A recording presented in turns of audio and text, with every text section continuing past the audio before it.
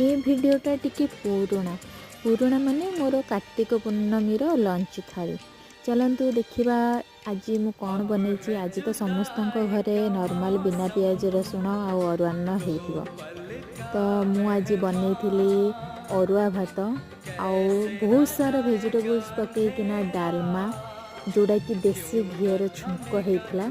ता सहित कोबी गाजर आउ बरगुड़ी छुईर भजा। एबे तो शीत दिन आसीगला आमर कोबी भल भल कोबी मिल जाव। ता सहित टिके कोसरा शाग बड़ी कदली पकई भजा होता। काकुड़ी और सबुठारु स्पेशल जिनस थिला कांदिया।